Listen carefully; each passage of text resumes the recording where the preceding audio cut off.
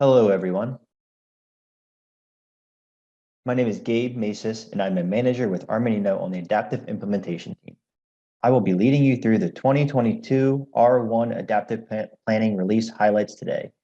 The intention of this video is to give you a high-level summary of the new features and product updates of the 2022 R1 Adaptive Planning release. Here are the 5 topics that we will discuss today. User experience updates, update and append structure for imports, level, dimension, and attribute codes for display names, import and export availabilities in sheets, and model sheet enhancements. First, user experience updates. Here are the 3 items for user experience updates: dashboards, workflow, and matrix report viewer. Dashboards will be getting a makeover on its appearance. You can see on the left the original or current view of the dashboard homepage. The screenshot on the right is the updated dashboard homepage, which is very similar to how the reports homepage looks. The status column will show you if a perspective is checked out.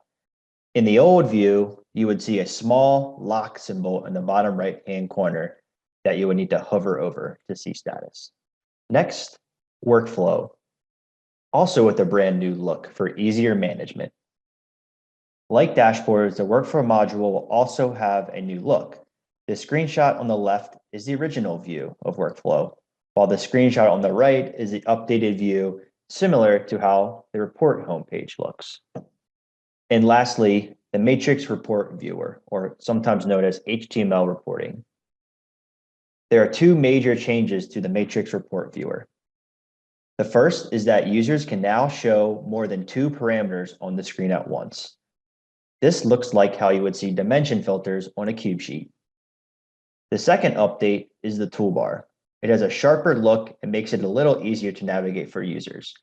The icons represent the following in order: save, snapshot, edit, share, refresh, and download to Excel or PDF. The next topic, update and append structure for imports. The following can now use the update and append function for a one-time import: levels, dimensions, general ledger, metric, custom, assumption, cube, and modeled accounts. What this means is, for example, in an import template, you can add a new dimension value while also updating an existing dimension values attribute. Before, you have to do each separate in their own template. The next topic is level, dimension, and attribute codes for display names. Levels, dimensions, and attributes are required to have codes for each value. The same code concept as you see for custom accounts, GL accounts, and so on. The display names can show as one of the following options: just the name, just the code, name and code, or code then name. And I'll show you an example here on the next slide. But what does this mean for existing instances? The existing name field format will remain, and Workday will automatically populate the code field with the name field value. Manual import of data will now require mapping to code instead of the name after enabling display names for an instance. And then for integrations, there will need to be a one-time mapping exercise and column mapping tab in the loader. Now, again, you will have the option to enable display names on an instance. On this slide, as you can see on the left screen up here, code and name are both required fields, as seen here in our level module. In the display name dropdown, name is selected, so just the name will show here as well as on the sheets. So you can see here to the left, just the name of the level is appearing. In the screenshot and to the right here, in the display name dropdown, there are 4 options to display the name as we saw on the previous slide: name, code, name then code, code then name. Code will always have brackets in it in the display name as seen here. You can see the level structure as selected name and code. Code will have the brackets around it. Here's an example on a sheet. The levels display name is set to name code. So you have your name and then your code in brackets.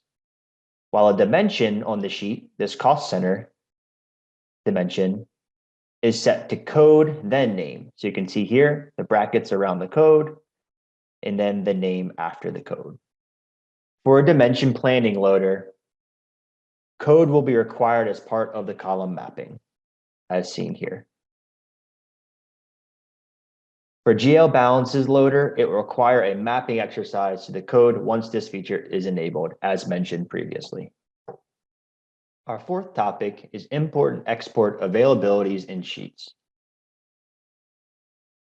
Level, dimension, account, and attribute values can now be hidden or unhidden from a modeled or cube sheet using the export import function. In order for this to work, you must enable codes for display names to use this feature, which was discussed in our last topic.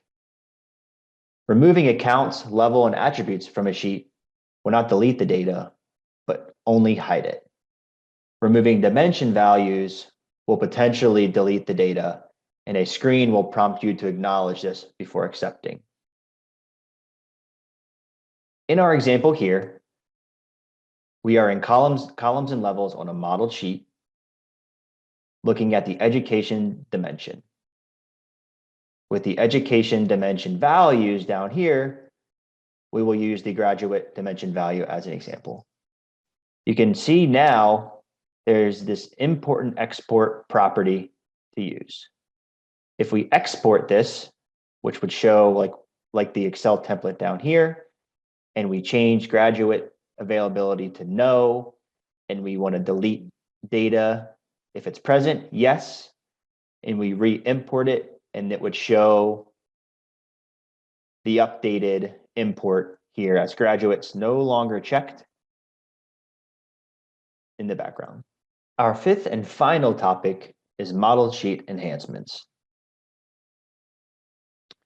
There are 4 enhancements to model sheet with the new release: hide and unhide columns, checkbox/toggle column, split button on download, and filtering on display columns.